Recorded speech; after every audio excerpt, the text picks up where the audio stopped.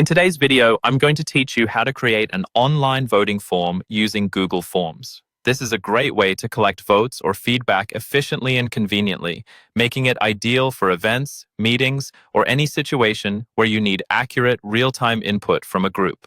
So let's get started.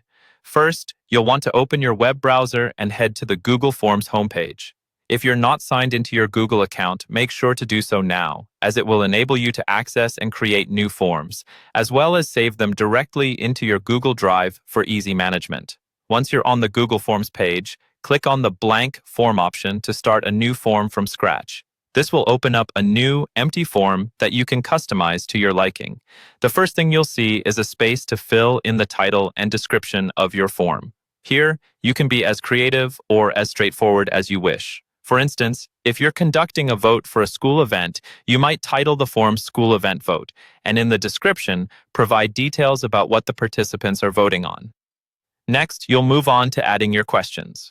Google Forms lets you add a variety of question types, such as multiple choice, checkboxes, or dropdowns, allowing you to tailor your form to suit the kind of responses you're looking for. In our example, you might use a multiple choice question to ask for which event they prefer, listing options that participants can choose from. This setup makes it easy for people to cast their votes quickly. After setting up your questions, it's a good idea to check each one to ensure clarity and correctness. This is crucial for collecting quality data. You also have the option to mark certain questions as required to make sure participants don't skip them, ensuring you get all the necessary information.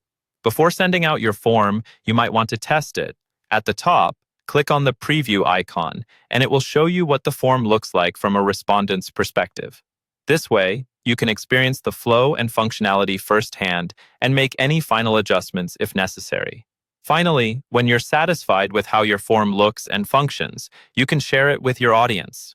To do this, click Send at the top right of the form.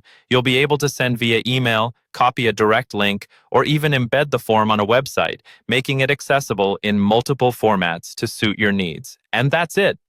You've successfully created an online voting form with Google Forms. Remember, you can always return to your form to view the responses in real time, giving you a running tally as votes come in. I hope this guide was helpful and that your voting process is now simpler and more efficient.